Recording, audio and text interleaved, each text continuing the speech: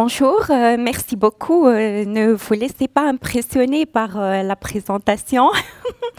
Je suis juste médecin psychiatre, un peu curieuse.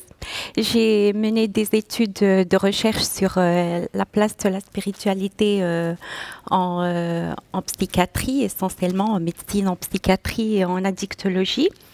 Et donc, à la sortie de... ça gêne, ça. À la sortie de certains de mes articles, Georges a trouvé des articles publiés sur Internet. Et donc, il m'a contacté, il m'a dit mais vous êtes vraiment à Paris et vous êtes en France et vous avez publié des études à Paris. Je lui ai dit oui. Il m'a dit mais c'est nouveau ça, c'est la première fois. Je lui ai dit oui, notre équipe est la première équipe qui a publié, qui a travaillé sur la place de la spiritualité. Et donc, il m'a invité au congrès médecine et spiritualité il y a 4 ans à Lyon. Et voilà, on continue à m'inviter et ça me fait un grand plaisir. Et je remercie très vivement Jean-Paul et toute l'équipe. Avant de commencer, j'ai pensé à un truc avant d'oublier de vous en parler après la présentation d'Alice de ce matin. Nous, les psychiatres, notre travail, c'est avec l'inconscient. Et maintenant, les études en neurosciences montrent que c'est la répétition, en fait. La thérapie par la parole en psychiatrie, c'est la répétition. La répétition permet de libérer les gens de leur traumatisme et d'oublier les traumatismes petit à petit ou de les prendre autrement. Et les nouvelles études ont montré que l'inconscient, en fait, il faut 21 jours, par exemple, pour acquérir une habitude. Pour les petites choses, il suffit d'une semaine, 7 jours de répétition. Mais si on veut acquérir une habitude, il faut 21 jours. 21 jours de répétition. Et pour les grands trucs, si on veut enlever une croyance qui était ancrée depuis notre enfance, par exemple, la maman qui a dit « tu es stupide » à répéter ça 10 000 fois, il faut 40 jours à peu près pour enlever une croyance. Donc, je vais faire devant vous un truc. Je prends un verre d'eau et je pense, si je dis merci, et je vais boire pendant 21 jours, je répète ça pendant 21 jours, ça va devenir un réflexe. Chaque fois que je prends un verre d'eau, je vais prononcer un mot tel que merci, amour, voilà. À l'opposé, si vous dites un gros mot, si vous avez une croyance négative ou vous dites vous répétez « je suis nul, je ne suis pas intéressant, ma vie ne sert à rien », il faut 7 fois des affirmations positives répétées 7 fois pour enlever une seule phrase négative. Il faut répéter au moins 7 fois. Mais pour acquérir une habitude, 21 jours, voilà. Donc là, je vais vous casser un peu la tête par des études scientifiques, mais je vais essayer de simplifier le maximum possible pour que ce soit un peu digeste. Alors, je vous rappelle que les religions ont toujours essayé de fournir de l'aide aux personnes souffrant de problèmes physiques ou moraux. Les médecins ont peu à peu complété, mais petit à petit, les dernières décennies ont remplacé cet apport, essentiellement en Occident, avec notre société laïque, séculaire. Et le lien entre la religion et la psychiatrie n'a jamais été simple. Et ceci est dû à une rivalité, à des divergences culturelles et à beaucoup de préjugés qui ont intérêt aujourd'hui à être revus et être revisités. Mais depuis les années 90, il y a un nombre croissant, depuis les années 1990, depuis 30 ans environ, il y a un grand nombre d'études qui ont été menées sur la place de la religion dans la santé, en psychiatrie, mais dans la santé en général, en soins palliatifs et toutes les maladies. Au départ, ces études étaient un peu discrètes, un peu qualitatives, difficilement publiées. Mais de plus en plus, on a une bibliographie maintenant qui est immense, des milliers d'articles avec une très bonne méthodologie, qui ont trouvé des relations positives entre la religion, la spiritualité et la santé physique et mentale. Alors, cette relation positive peut être expliquée par des mécanismes comportementaux, par exemple le style de vie sain qui est promu dans les religions et beaucoup de croyances.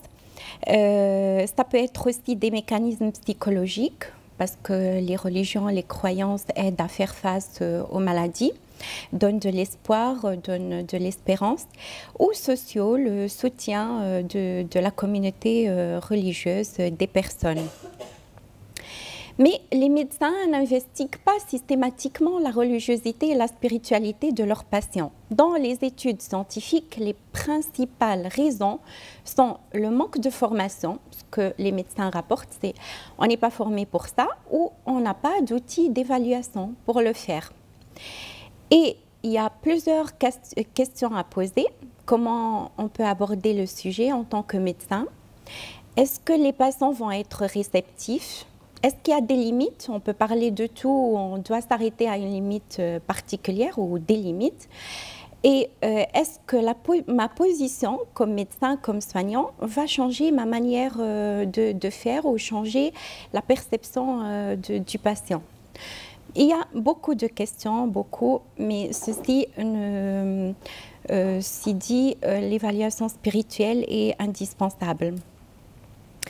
Je vais commencer par définir, mais toujours je vous rappelle, c'est dans un cadre de recherche médicale, comme la différence entre la spiritualité et la religion.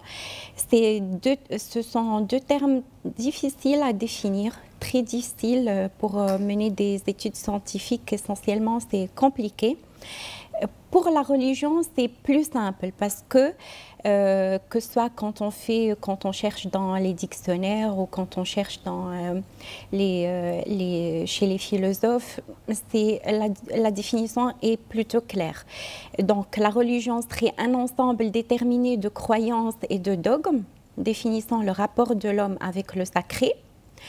C'est un ensemble de pratiques, de rites spécifiques propres à chacune des religions, des croyances.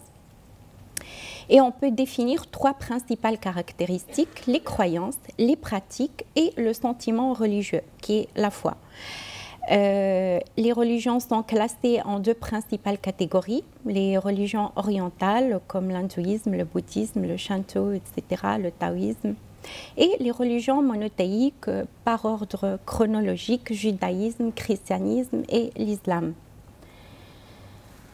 Par ailleurs, il est très difficile de définir la spiritualité, parce que la spiritualité est un concept multidimensionnel. On peut parler de spiritualité, par exemple, dans une promenade en montagne, dans la relation avec son bien-aimé, dans une balade, dans un moment où on est dans la nature, en contemplation de la nature. Et l'expérience spirituelle peut être atteinte par la méditation, la prière, aussi par l'art, par la poésie, la musique, etc. C'est un concept très très large, très difficile à mesurer, mais aujourd'hui l'Organisation mondiale de la santé a fait un questionnaire qui mesure la spiritualité. C'est avec ce questionnaire-là que j'ai mené mes études. Je ne vais pas présenter aujourd'hui, mais vous allez voir quelques résultats un petit peu aujourd'hui et un peu demain aussi. Donc, en recherche psychiatrique, médicale, on parle du coping spirituel. En fait, le coping, c'est le coping vient du verbe to cope en anglais. c'est la manière de faire face à une difficulté. C'est-à-dire quand on a un problème de santé ou un problème quelconque, on va mettre en place des stratégies pour faire face à ce problème-là. Ou bien pour y remédier, ou bien pour s'adapter au problème si le problème ne peut pas être soigné.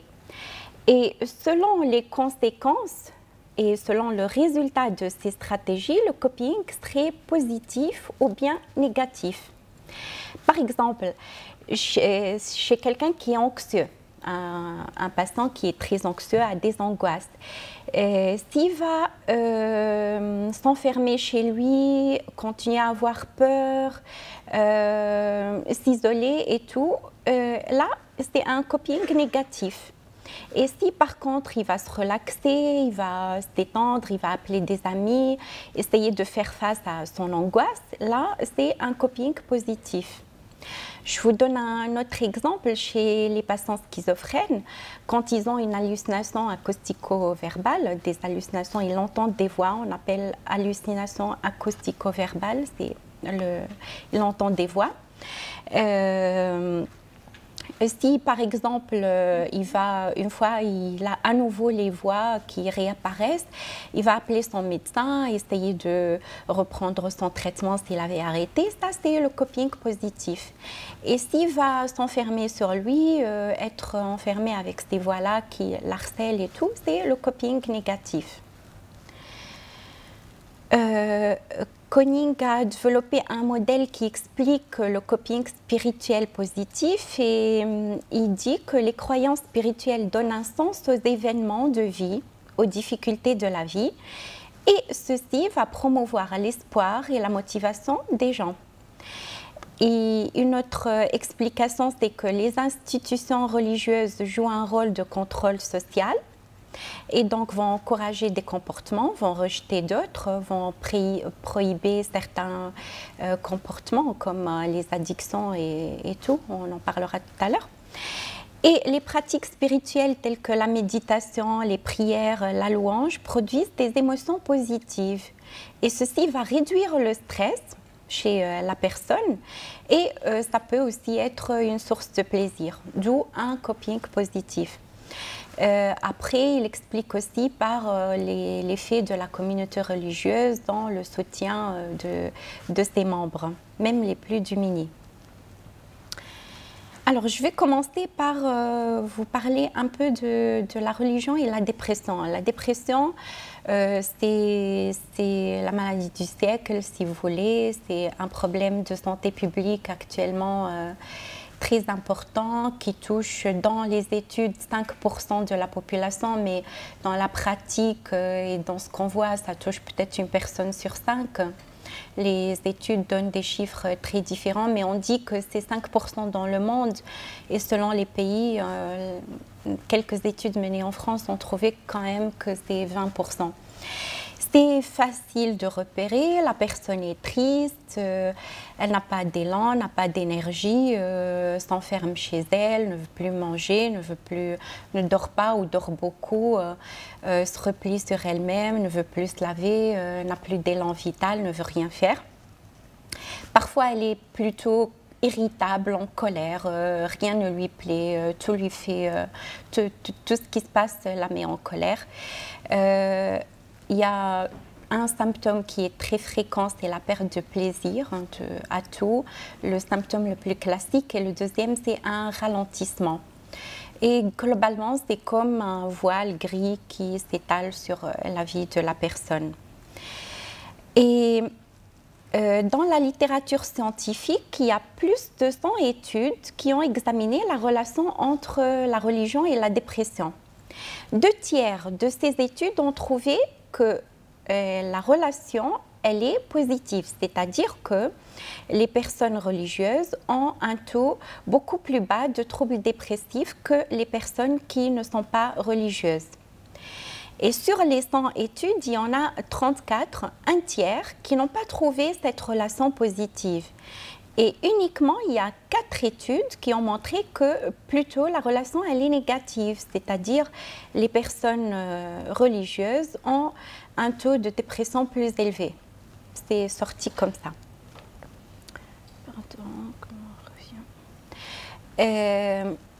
Comment on explique ça? C'est la religion peut aider à affronter les stresseurs, hein, tous les facteurs de stress psychosociaux qui induisent la dépression. Elle semble aussi contribuer à la rémission plus rapide par essentiellement le soutien social dont bénéficie la personne et l'influence positive des pratiques. Comme je vous ai dit, ça détend, ça relaxe, ça peut procurer du plaisir. Mais parfois, certains préceptes religieux favorisent la culpabilité et des pensées rigides. Et donc, la personne va développer des stratégies qui vont être plutôt négatives et vont l'enfoncer dans la dépression par ces idées négatives et de culpabilité. D'où les études qui ont montré un effet négatif entre la religion et la dépression. Alors, maintenant, on va parler des psychoses. Quand je dis psychose, c'est les troubles psychotiques, c'est la schizophrénie. C'est à peu près la même chose, mais dans les psychoses, on regroupe ce qu'on appelait avant les psychoses maniaco-dépressives et les schizophrénies. Les psychoses maniaco-dépressives, aujourd'hui, on les appelle les troubles bipolaires. C'est des troubles de l'humeur. Et les schizophrénies, il y a beaucoup de types de schizophrénie. Il n'y a pas une schizophrénie, il y a beaucoup de schizophrénie. Donc, je préfère qu'on utilise le terme psychose. La schizophrénie touche 1% de la population et ça arrive à l'âge de entre 15 et 25 ans. C'est chez les sujets jeunes. Je pense que vous êtes épargnés tous maintenant. Et en fait, les mécanismes neurologiques, en fait, les théories neurologiques qui ont tenté d'expliquer l'arrivée de la maladie, la manifestation de la maladie, parce que comme toute maladie, elle apparaît quand il y a une interaction entre un gène, des gènes qu'on a, et l'environnement. Et on avait expliqué que à l'adolescence, le cerveau humain n'est pas encore mature, il continue sa maturation. Et à l'adolescence, il va choisir les neurones qui lui sont bien, qui lui sont indispensables, et il va choisir les connexions neuronales. Et après, il continue la maturation jusqu'à 25 ans environ. Ça s'arrête vers 25 ans. Et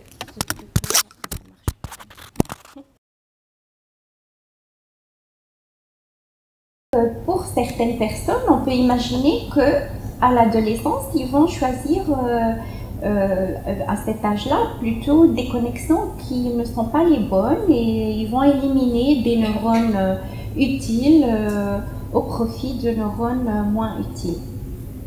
Ça, c'est l'hypothèse de neurosciences. Après, bien évidemment, on parle à l'adolescence, il y a les troubles hormonaux qui peuvent expliquer les mécanismes de développement de la manifestation de la maladie. C'est aussi l'âge de consommation de tabac, d'alcool et de cannabis. Voilà. Il y a plusieurs hypothèses, mais au jour d'aujourd'hui, c'est une maladie chronique qu'on soigne par des traitements qui s'appellent les médicaments antipsychotiques ou neuroleptiques. En fait, il y a deux classes. Les anciens médicaments s'appellent les neuroleptiques, les nouveaux, c'est les antipsychotiques. Ce sont des médicaments qu'on donne maintenant à vie parce que c'est tout ce qu'on connaît sur la maladie. C'est une maladie chronique. Je vais vous parler essentiellement du délire religieux, parce que je pense que c'est ce qui vous intéresserait le plus dans cette maladie. Il est très courant chez le schizophrène, mais il y a un rôle de la culture qui est très important. En fait, dans les études, on a mesuré, on a calculé combien de schizophrènes ont un délire religieux. On trouve 6% au Pakistan, 7% au Japon, 20% en Italie, 21% en Allemagne et 36% en Amérique du Nord. Donc, c'est un délire qui est très difficile à diagnostiquer, très compliqué à diagnostiquer. Délire ou hallucination, ce sont les symptômes visibles, les symptômes productifs d'un patient qui souffre de la schizophrénie. Le délire, c'est dans les propos, les hallucinations, c'est les voix, ou bien ça peut être aussi des sensations visuelles ou corporelles aussi. Et les délires mystiques qui peuvent contenir des thèmes religieux ou bien des figures religieuses, des thèmes religieux tels que prière, péché, possession, ou des figures religieuses, Dieu, le patient qui dit je suis Jésus, ou je suis le diable, ou je suis le prophète tel, venu changer le monde. Ils peuvent aussi contenir des thèmes plutôt supernaturels, avec des références mystiques comme la magie noire, les esprits, les démons, les fantômes, les sorciers, etc. Et les thèmes les plus communs sont la persécution. La personne se sent persécutée par des entités spirituelles ou par le démon, par le diable, par des esprits, ou une influence. Elle pense qu'elle est contrôlée par une unité spirituelle qui lui dicte tout ce qu'elle fait, qui lui dit de s'asseoir, de manger, de dormir, de ne pas dormir, de ne pas parler à telle personne, ou lui dire que, attention, il ne faut pas aller dans le métro, il ne faut pas prendre ce bus, regarde, tout le monde t'observe, tout le monde lit dans tes pensées, etc. Ça peut être aussi la culpabilité. La culpabilité, essentiellement, on la voit dans les dépressions délirantes, les dépressions mélancoliques. On appelle dépression mélancolique, c'est très différent de la mélancolie comme terme. Dans les dépressions mélancoliques, c'est l'extrême des symptômes dépressifs qu'on puisse avoir. Les gens pensent que culpabilisent, pensent qu'ils font du mal à tout le monde, que Dieu se venge d'eux, que le monde entier doit se venger d'eux, que leur existence sur Terre n'est pas indispensable, au contraire, c'est des parasites, il faut qu'ils disparaissent, etc. Alors, les études scientifiques ont montré que les gens qui ont un délire religieux sont hospitalisés plus longtemps, ils mettent plus longtemps à se rétablir, ils ont plus de médicaments et des doses plus fortes de médicaments que les autres types de délire, et ont des symptômes envahissants, des symptômes productifs, ça veut dire les hallucinations et les délires. Et c'est eux qui se dégradent le plus rapidement et ils sont moins satisfaits par les soins psychiatriques et en plus ils ne sont pas observants aux soins, ils ne sont pas confiants, c'est eux qui arrêtent rapidement les soins, les traitements. Je vais vous donner un exemple. J'ai un collègue m'a envoyé un patient qui a un délire mystique très productif avec beaucoup de délire, beaucoup d'hallucinations. Il a des médicaments, il a des traitements, des doses qui sont 3 fois les doses qu'on donne à un schizophrène ordinaire. Alors, le patient continue à délirer. J'ai l'impression qu'à un moment, ça s'est un petit peu aggravé. J'ai réfléchi ce que je vais faire et après, je me suis rappelé que quand on donne parfois les médicaments à une très forte dose, on va saturer tous les récepteurs. Et comme ça, on n'a plus d'effet du tout, on n'a plus d'effet, les récepteurs sont saturés, donc le traitement n'agit sur plus rien. Et parfois, on conseille de baisser le traitement, plutôt baisser, et on va vider certains récepteurs et les symptômes s'améliorent. Donc, je pensais que j'étais intelligente, j'ai baissé le traitement, l'injection, le traitement, il avait entre autres un traitement injectable, au lieu de lui donner 6 ampoules, je donnais 4. 6 c'est déjà énorme, hein, parce que 3 à 4 normalement. Alors, surprise, le délire s'exacerbe. Le lendemain, appel de la police, de la préfecture, qui me dit qu'il a appelé dans la nuit pour dire qu'il est en train d'organiser un acte terroriste avec des gens du ciel, des gens de la terre. Voilà. Et on était obligé de l'envoyer tout de suite à l'hôpital pour une hospitalisation en chambre fermée, etc. Et le collègue est très en colère que j'ai touché le traitement et je l'ai baissé. Tout ça pour vous dire que c'est très très difficile. On va nous incriminer, les psychiatres, de donner des traitements forts, de ne pas comprendre de beaucoup de choses, mais dans notre pratique clinique, voilà, c'est un délire qui est très difficile à diagnostiquer, et la prise en charge, c'est parmi les plus lourdes. Et c'est un délire qui est en général très résistant. La personne peut aller mieux, s'intégrer, tout va bien et tout, mais le délire est toujours là. J'ai vu des cas où ils continuent tout le temps à avoir ces convictions, mais après ils vont dire, vous leur dites vous allez bien, il va dire oui je vais bien, mais si je vous dis à quoi je pense, vous allez m'hospitaliser, donc je vous dis rien. Voilà. Il y a mon collaborateur suisse, le docteur Gueulet, qui a travaillé sur un groupe de schizophrènes en 2007, et il a essayé de mesurer l'effet des croyances religieuses et pas que les effets, d'étudier les croyances chez des patients schizophrènes et de chercher l'impact dans la pratique clinique. Donc, dans ces études, il a publié quelques articles. Il conclut que la majorité des patients psychotiques rapportent que la spiritualité est importante dans leur vie quotidienne. Là, c'est un échantillon de toutes les psychoses, hein. C'est pas que le délire mystique, c'est un ensemble homogène de patients qui sont schizophrènes. Il a trouvé que uniquement 39% ont parlé de leur spiritualité à leur psychothérapeute, mais ils en ont parlé spontanément. Il a trouvé que beaucoup de ces patients utilisent la religion comme un mécanisme de coping. C'est une psychologue qui travaille avec lui qui a mené des études qualitatives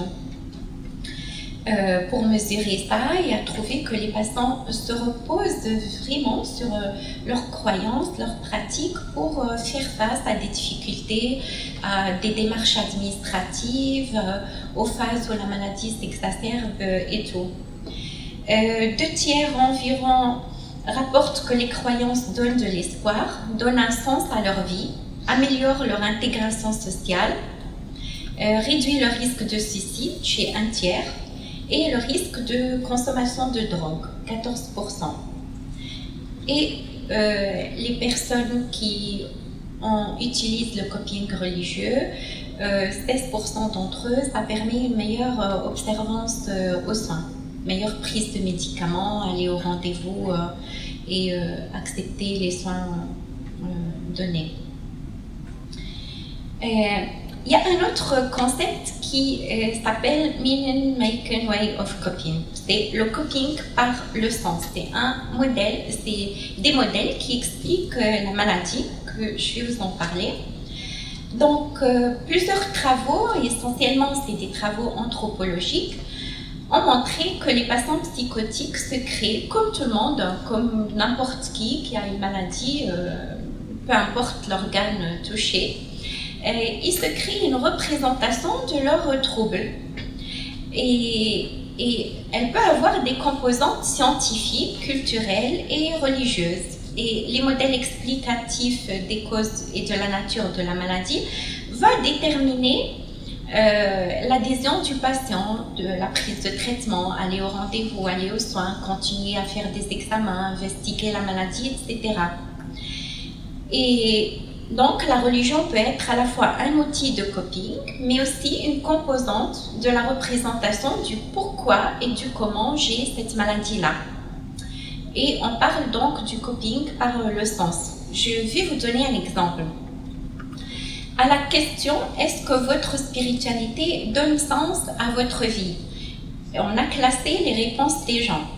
Alors, ils disent « C'est une bienveillance du Dieu, une épreuve envoyée par Dieu pour ouvrir l'esprit à la spiritualité, ou bien c'est une punition, ou bien c'est des démons, la maladie est le résultat d'une influence de démons, par une intervention du diable ou par une possession par des esprits, ou bien c'est une remise en question de la puissance de Dieu, c'est-à-dire Dieu n'est pas assez fort. Si moi je suis malade, c'est qu'il n'y a pas de justice, il ne sait pas faire, il me fait tomber malade.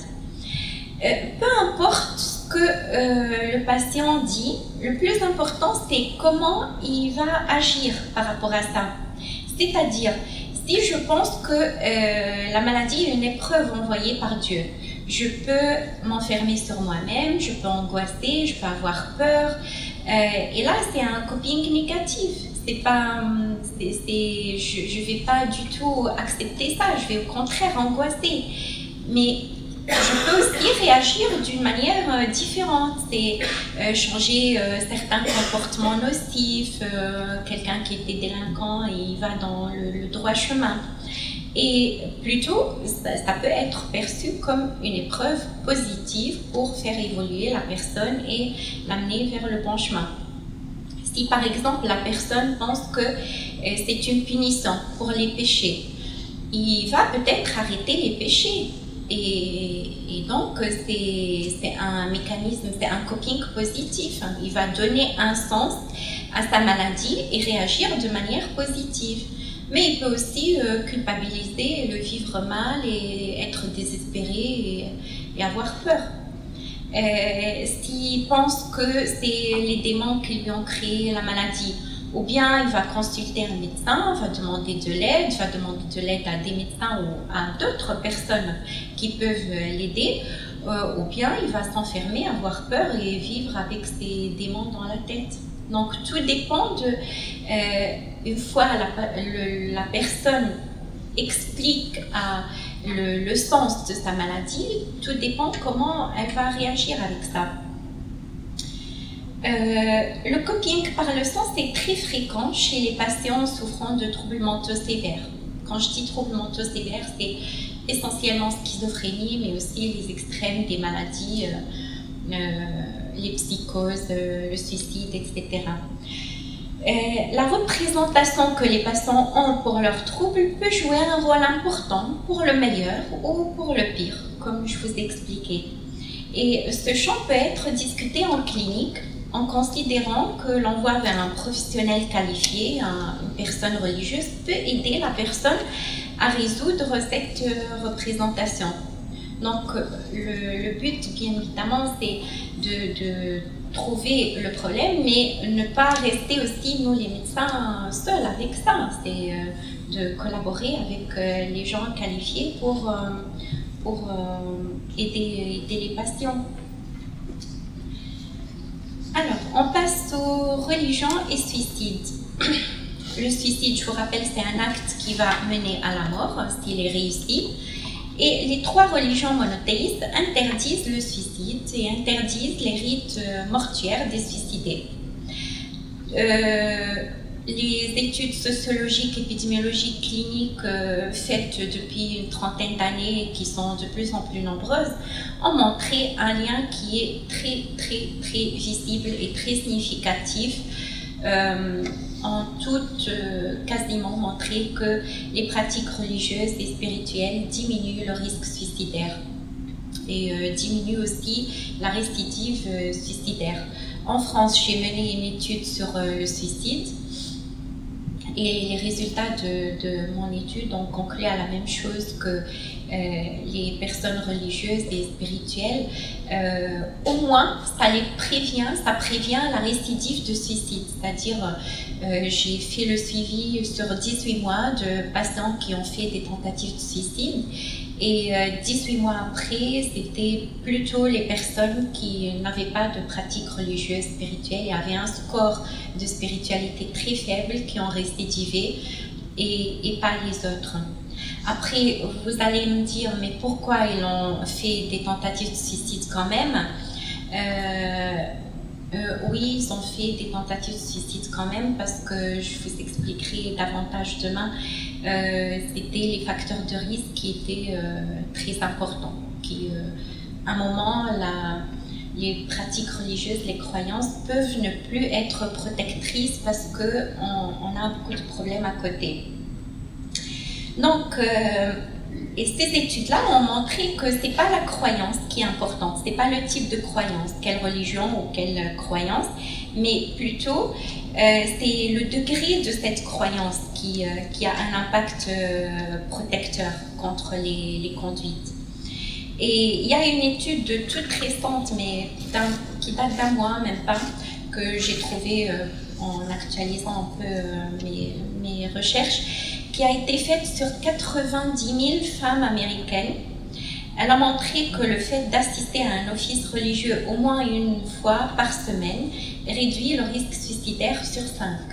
C'est une étude à large échelle et je vous rappelle que le suicide est quand même le problème de santé publique majeur et auquel aujourd'hui on n'a pas, il y a des programmes, il y a plein de choses mises en place, mais les chiffres restent identiques, on n'a pratiquement rien réduit depuis des années.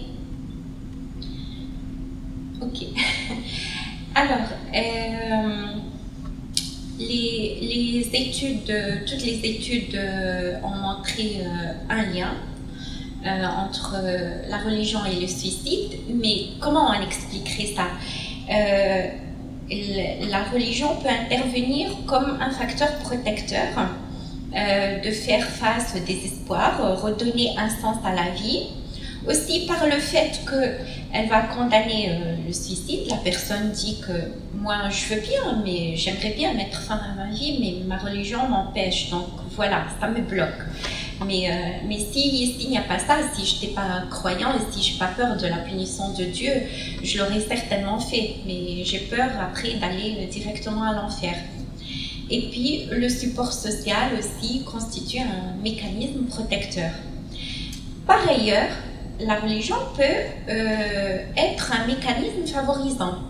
Une personne désespérée peut dire moi c'est bon, voilà, je m'en vais, je vais vivre près de Dieu, c'est beaucoup plus gai, plus simple et je vais quitter la vie, mais croire qu'elle va s'approcher de Dieu, elle va aller dans un monde meilleur, une vie meilleure.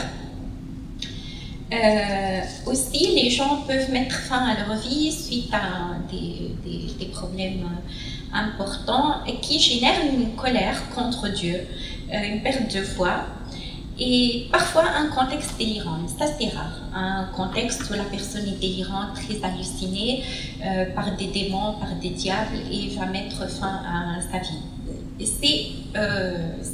On voit ces cas de figure, mais c'est assez rare.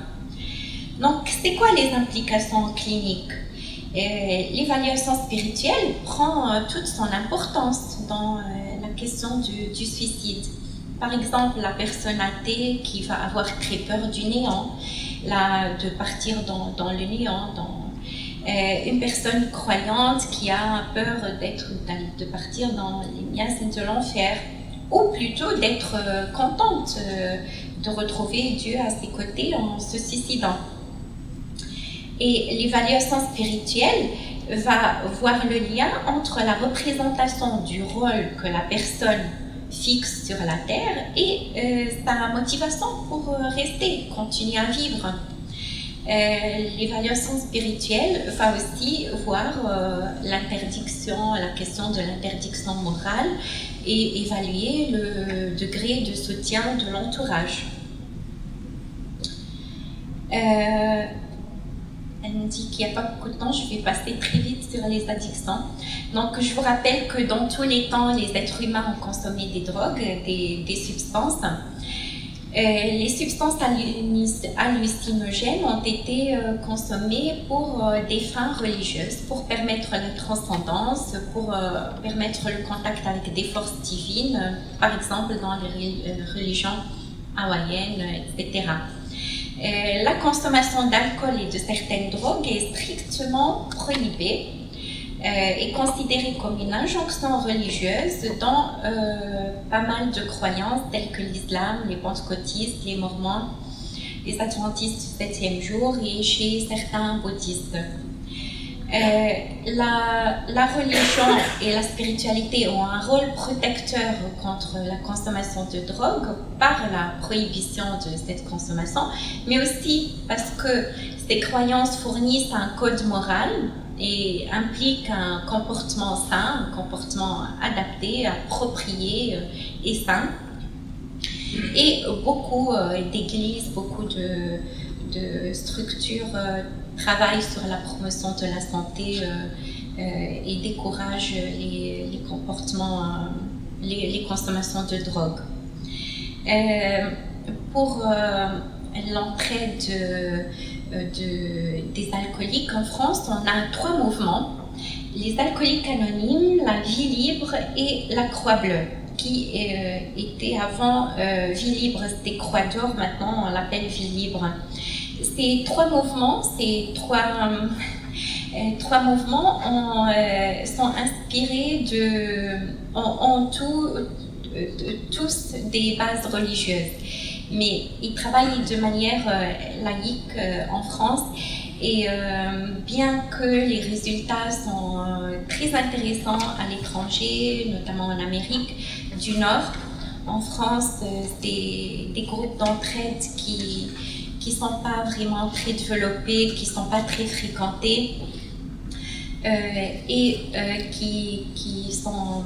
il n'y a pas aussi de collaboration entre ces groupes-là et le milieu médical, alors que ce sont des ressources très très importantes, et à l'étranger, ils ont montré des preuves très intéressantes de leur intervention après les soins. Les alcooliques anonymes, c'est un travail sur 12 étapes, c'est un programme de 12 étapes que le patient va suivre le long des réunions, et qui finit l'étape 12 par le réveil spirituel, ou eux ils appellent plutôt éveil spirituel.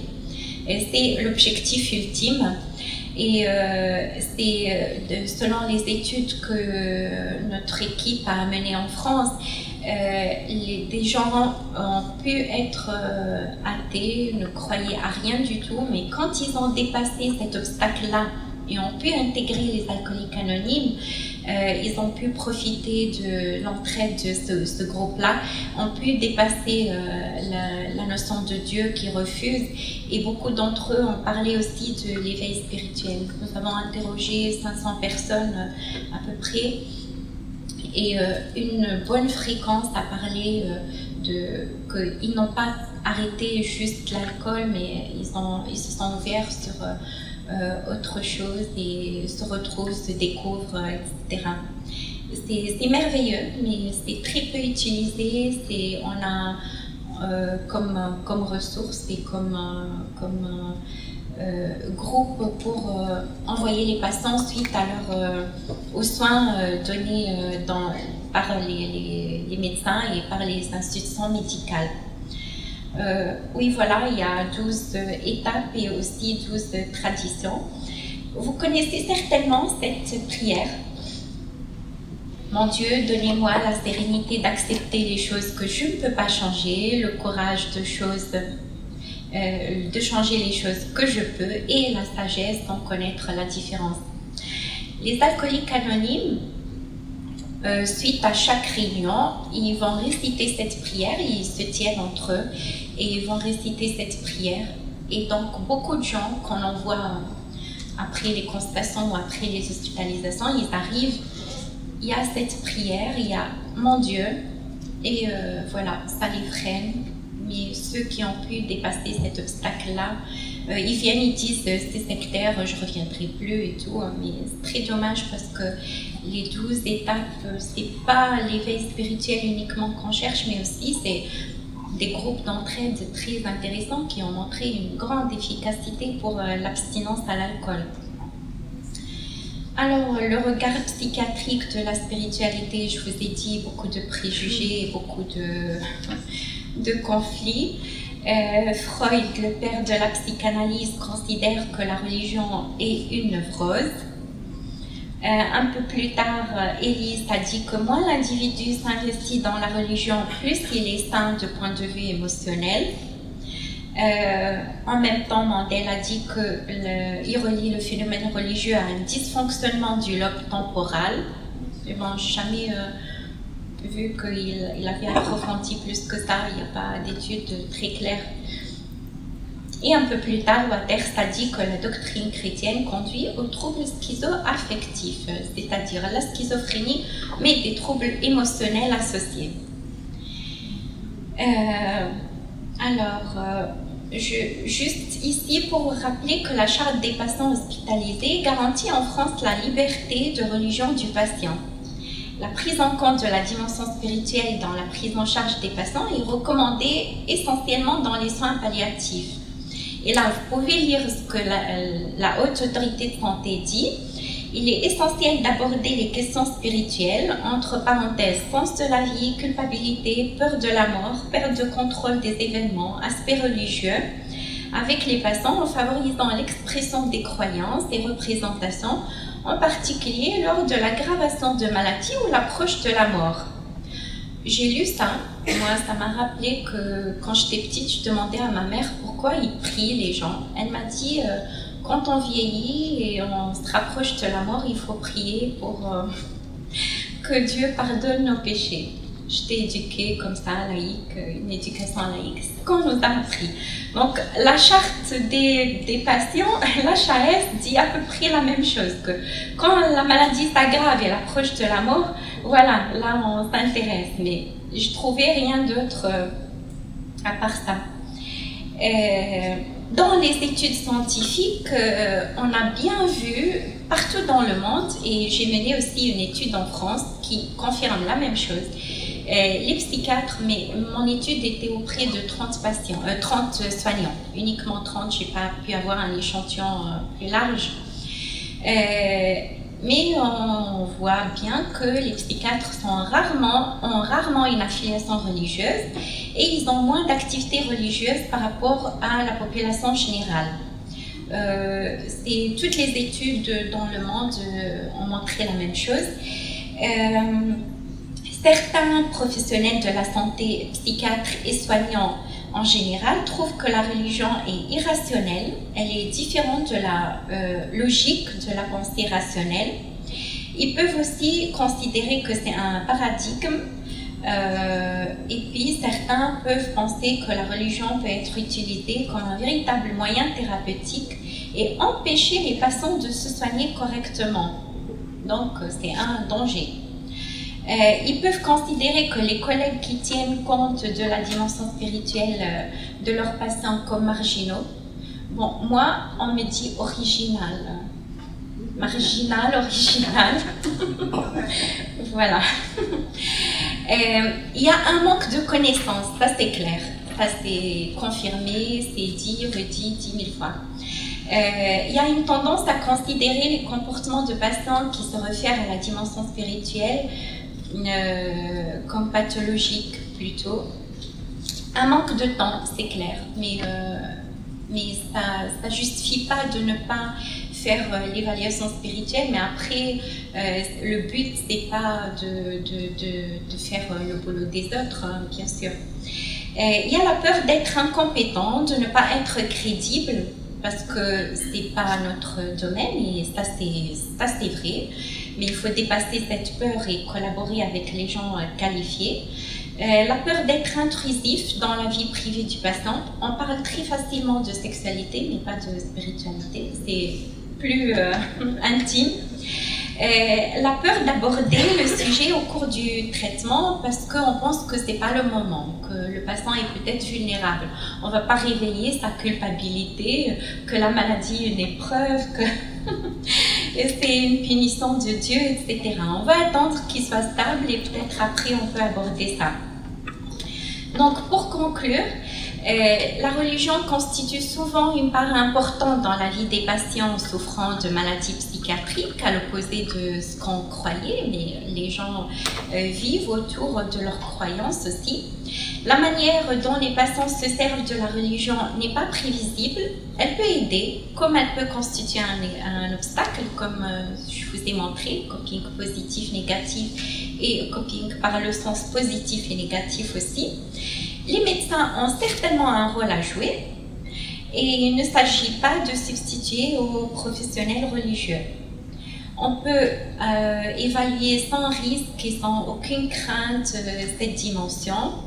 On peut utiliser le coping positif comme un support, on peut chercher le coping négatif et en discuter avec les patients. On peut discuter des phénomènes de coping religieux, surtout dans le cas de délire mystique.